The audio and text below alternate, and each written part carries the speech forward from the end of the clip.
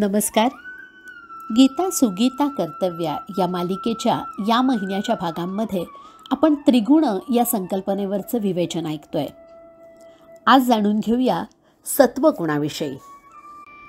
सत्वगुणाचं प्राबल्य असणाऱ्या व्यक्तीला कसं ओळखायचं, त्या व्यक्तीचे विचार आणि त्या व्यक्तीचा अनेक गोष्टींकडे पाहायचा दृष्टिकोन, मानसिकता, हातून घडणाऱ्या कार्याचं स्वरूप, आवडीनिवडी, त्या व्यक्तीचा आहार आणि त्या आहाराचा त्या व्यक्तीवर होणारा परिणाम, या सगळ्या आयामांचा विचार केला असता आपल्या लक्षात येईल की सत्वगुण प्रधानता म्हणजे नेमकं काय.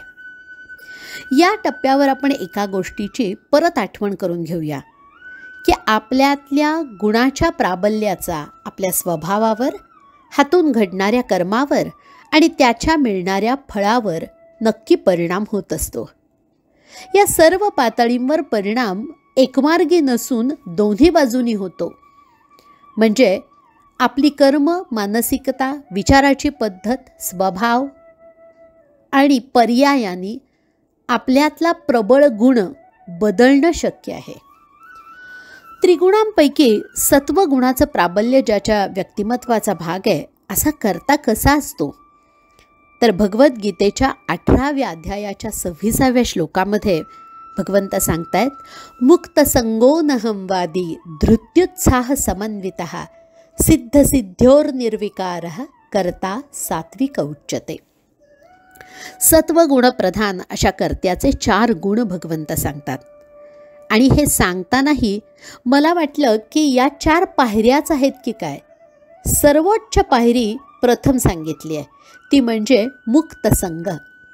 कुठल्याही गोष्टीची, वस्तूची कामना इंद्रिय सुखाच्या उद्देशानं मिळवण्यासाठी त्याची तीव्र आसक्ती म्हणजे स्पृहा आणि ममता म्हणजे मनाची गुंतवणूक ज्याच्यामध्ये नाही असा.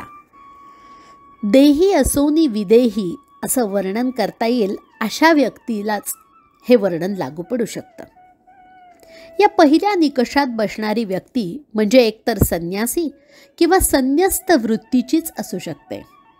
आणि या अवस्थेला पोहोचणं सामान्य माणसाला अवघड वाटलं तरी 4 पायऱ्यांपैकी ही सर्वात वरची पायरी आहे. त्याच्या खालची पायरी आहे अनहमवादी, म्हणजे निर्विकारी, अभिमानरहित, निष्काम. यामध्येही निर्विकारी हा खरा अनहमवादी. पुन्हा ही पायरी गाठणं हेही तितकंसं सोपं नव्हे. आपल्या दैनंदिन जीवनात कितीतरी लहान सहान गोष्टींना अहंकाराच्या कोशात राहून आपण हाताळत असतो. त्यामुळे निर्विकारी होण्याच्या आधीची एक, अनहमवादी होण्याच्या अलीकडची पायरी म्हणजे अभिमानरहित होण्याची असू शकेल. आणि खरं सांगायचं तर तुमच्या माझ्यासारख्या सामान्य माणसांना हे काही तितकंसं सोपं वाटत नाही.